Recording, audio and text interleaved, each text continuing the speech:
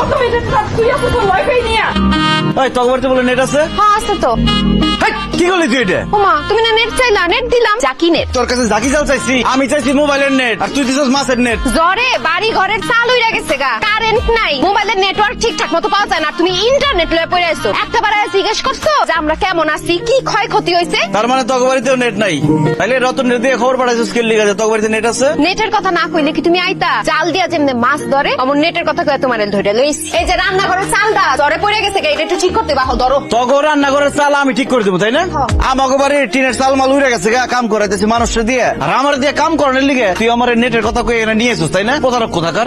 কি কইলা তুমি? কইছি মিথ্যাবাদী প্রতারক। নেট নেট নিয়ে যে এত নাচানাচি করতেছো, জানো বাজারে যে মোবাইলের টাওয়ারটা ভাঙা পড়ছে, আগামী 1 মাসের মধ্যে নেট আইতো না। তোর কোনো কথা আমি বিশ্বাস করি না, মিথ্যাবাদী কোথাকার। আচ্ছা আমার কথা বিশ্বাস না করতে পারো, কবির কথা তো বিশ্বাস করবা। কবি বলেছেন নেট নেট করে কেঁদো না, যতই কাঁদিবে ততই বাড়িবে, ততই হইবে হৃদয়ে ভার। ছাড়, ধন্যবাদ দিয়ে যা। ধন্যবাদ তোরে ধন্যবাদ না দিয়া ইন্টারনেটে দেওয়া উচিত, কারণ ইন্টারনেট যে এখন নাই। যদি ইন্টারনেট থাকতো তাহলে তুই তো সারাদিন মোবাইলের মধ্যে ঢুকা বসে থাকতি, আমার তুই প্রশ্নগুলো দাগে দিতাম। তাই আমি মনে প্রাণে দোয়া করি আল্লাহ এই ইন্টারনেট যেন আর না আসে।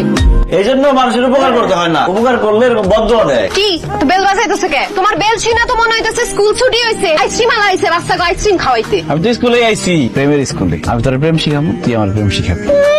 আমার আলাপ করার লাগবো না, সকালে তুমি আমার লগে অনেক খারাপ ব্যবহার করছো। এর লিগে তো সরি কইতে আইছি। ফেসবুক থাকলে তো কান ধরে ইমোজি পাঠাইতাম। এই সব কথার মধ্যে ফেসবুকটা টাইনা লয়া পড়ে। কুসুম সত্যি কথা হলো কি, সামনাসামনি না প্রেম করে মজা পাই না, সেটিং এ অনেক মজা পাই। মনে কর যখন তখন তোরে ফুল দিতে পারি, চকলেট দিতে পারি, কেক পাঠাইতে পারি, চুমা দিতে মন চাইলে চুমা পাঠাইতে পারি, কিন্তু বাস্তব জীবনে তো এসব ইমোজি নাই, কিছু দিতে পারি না, তুইও দেস না। এখন তো ইন্টারনেট নাই, চ্যাটিং করার কোনো সুযোগ নাই। তুমি একটা কাজ করো, কাগজ কলম লয়ে আহো, আমরা কাগজে লেখা লেখা প্রেম করুক চ্যাটিং এর মতো। কি করলা তুমি এটা? চ্যাটিং এ লেখার কথা তুমি সত্যি সত্যি দিলা কেন? সামনে বইয়ের ইমোজি পাঠাই লাভ আছে, তাই ডাইরেক্ট দিয়ে দিছি। এই কি করস? করস তুই? পুরান জানালা জং ধরে গেছে, কেউ পরিষ্কার করে না। পরীক্ষা করবো, এই চোরের বাচ্চা শুনে আমার বাড়িতে এসেছিস কে চুরি করতে? আমি তো সবসময় মানুষের বাড়িতে চুরি করি, কিন্তু আপনার বাড়িতে কোনো সময় চুরি করার সুযোগ পাইনি। যখন আমি আইতাম তখনই দেখি আমি ফেসবুক চালাইতেছে, আর যখনই আপনি ঘুমাইবেন তখনই দেখতাম দুনিয়ার সবাই সবাই হয়ে গেছে। কিন্তু ভাই আজকে তো ডেট নাই, ভাবছিলাম আপনি ঘুমাইতেছেন, এই জন্য চুরি করতেছি। এ ভাই আজকে আপনি ঘুমান নাকি? আপনার মনে কি একটু দুঃখ?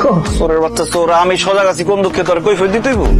Curious mind must to know. ওরে বাবা রে বাবা, তুই যে আমার ইংলিশও কস। বিদেশ আসছিলাম না, দেশ পারি তো ড্রাইভিং করতাম, তুই দেশে আইসিস কে? চুরি করে ধরা পড়ছি, ফেরত পাঠাইছি।